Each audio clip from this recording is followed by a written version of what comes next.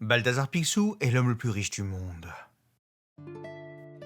Il voue une adoration sans limite à ses milliards qu'il considère comme ses enfants.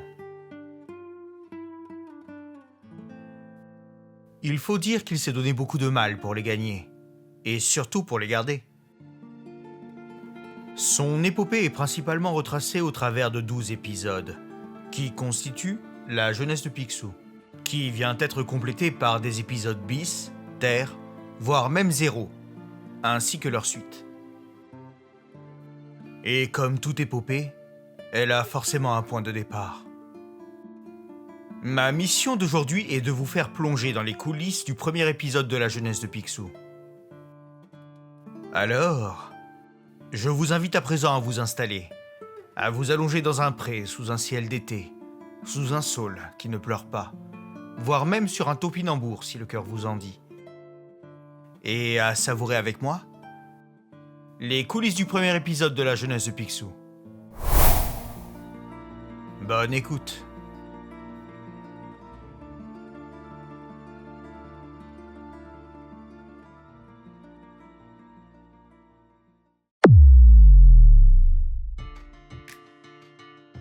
Si vous êtes ici, c'est que vous avez déjà probablement lu le premier épisode de la jeunesse de Picsou, ou au moins regardé la superbe vidéo qui le résume sur cette chaîne.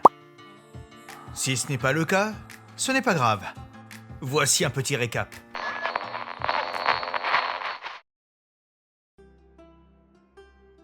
Previously dans la jeunesse de Picsou. Balthazar Picsou, un jeune homme issu d'une longue et illustre lignée à présent désargentée, découvre l'histoire de sa famille avec son père alors qu'il est sur le point d'avoir 10 ans. Mais l'intervention d'un clan ennemi, les Biskerville, vient rompre ce moment. Une fois rentré et à l'abri, Fergus McPicsou offre à son fils, Balthazar, un présent qui changera sa vie. Une boîte de cireur de chaussures. À force de travail, il parvient petit à petit à augmenter ses revenus. À la suite d'une rencontre avec un homme étrange, il se rend compte que son avenir n'est pas en Écosse, mais aux États-Unis. Après une bataille remportée contre les Biskerville, venus en découdre, le jeune Balthazar embarque sur un navire en tant que mousse. J'espère que je ne fais pas de bêtises. Y a-t-il un avenir pour moi en Amérique ?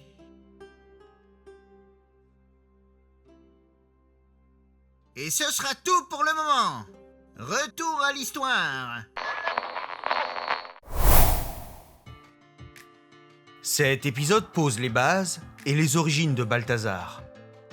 Ici, Don Rosa a mis en lumière les raisons qui ont poussé Balthazar à partir et à montrer qui il était avant de devenir le magnat de la finance que l'on connaît. Le Balthazar d'alors était bon, brave, candide, lucide et surtout plein de bonnes intentions. Son but était alors de s'affranchir de sa situation sociale, en échange d'un sacrifice de sa part. Son départ de son foyer natal à 13 ans.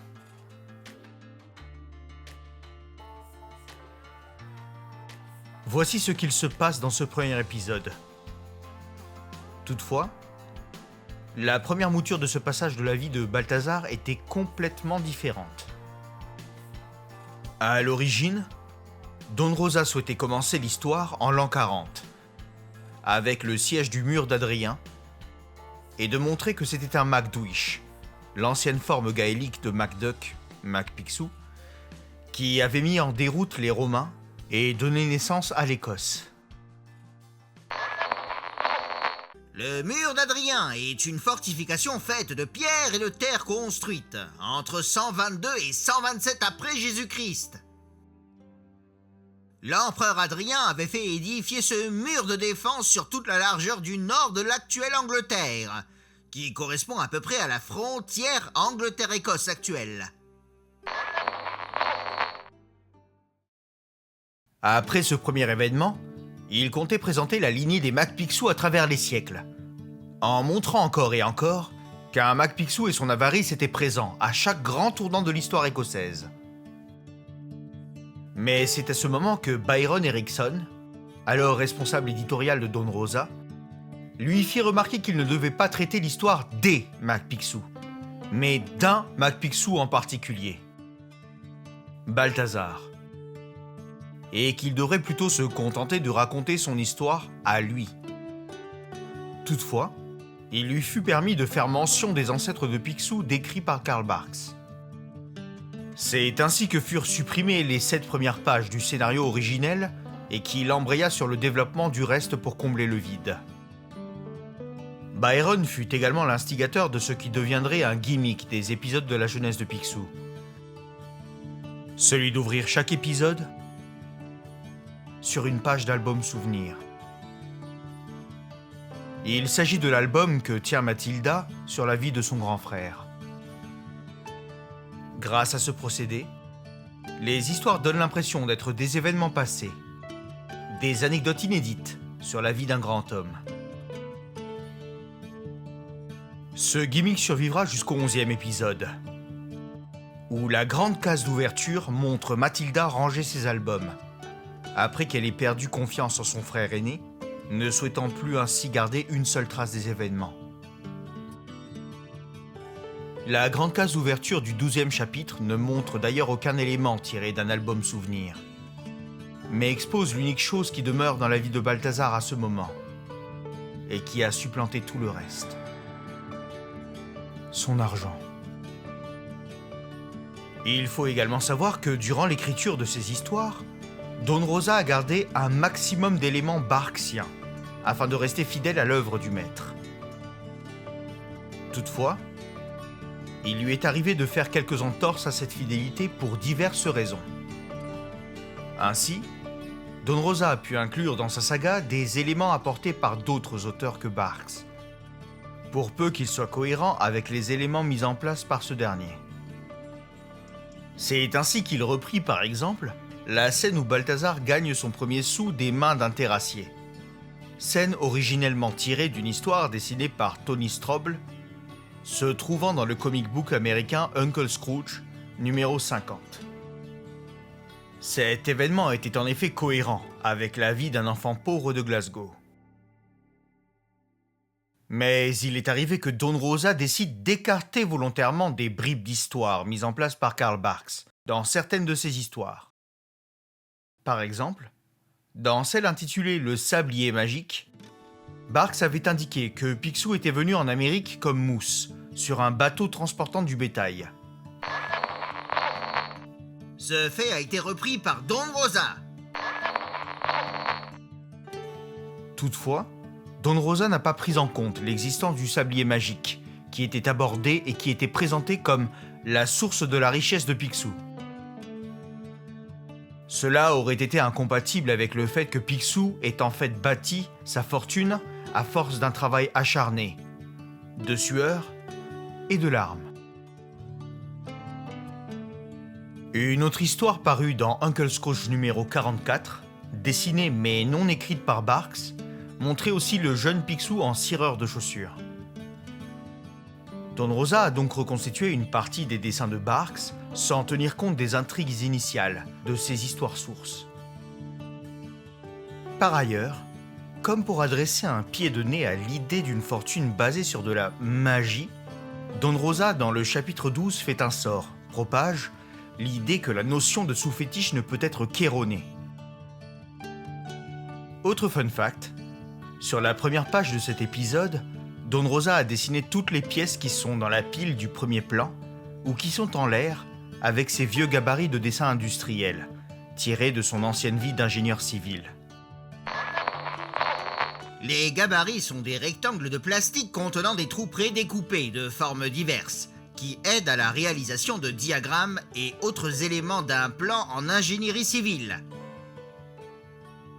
Ici, une demi-douzaine de gabarits contenant des ellipses de différentes tailles et dont le degré d'inclinaison varie de 10 à 60 degrés ont été utilisés. Par ailleurs, l'auteur nous adresse ici un défi de taille. Trouvez dans ce dessin 2 formes de pièces dessinées avec le même gabarit. L'attention de Don Rosa aux petits détails est tellement impressionnante qu'elle peut parfois confiner à l'obsession maladive. Et c'est pour cela que l'on aime le fruit de son travail.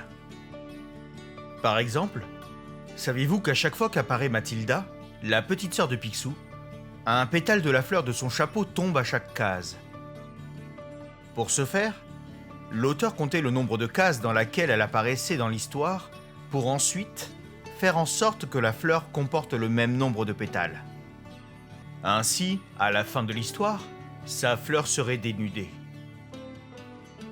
Toutefois, les choses sont un peu différentes dans l'épisode 1 de la jeunesse de Picsou, et cela pour une raison. Vous ne le savez peut-être pas encore, mais avant l'épisode 1 se trouve une autre histoire intitulée « Canard, Centime et Destinée », soit l'épisode 0 de la jeunesse de Picsou, au cours de laquelle sa fleur avait déjà perdu tous ses pétales. Autre fun fact, si vous jetez un œil attentif à l'armure de Sir Edward, qui est la case 21 de l'histoire, vous verrez son crâne à l'intérieur. Ce détail est dû à un événement retracé dans une histoire de Barks, Le secret du vieux château, dans laquelle l'un des neveux de Donald découvre les restes de cet ancêtre demeuré dans son armure. Et dernier fait sur cet épisode, aviez-vous deviné que l'homme qui fait visiter le château à Balthazar était un fantôme? Bien sûr, avant d'avoir vu la dernière case où il apparaît. Sinon, un indice était pourtant présent dès l'apparition du personnage. Dès la 3e case où il apparaît, il est possible de s'en rendre aisément compte qu'il n'avait pas d'ombre, contrairement à Balthazar. Alors, connaissez-vous ces faits? Saviez-vous que Don Rosa était un perfectionniste quasi maladif, mais dans le bon sens?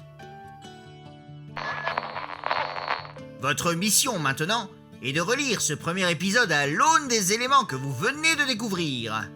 Cela changera sûrement votre façon de l'appréhender. Peut-être découvrirez-vous d'autres détails que je n'aurais pas mentionnés ici. Bonne lecture, mes canards!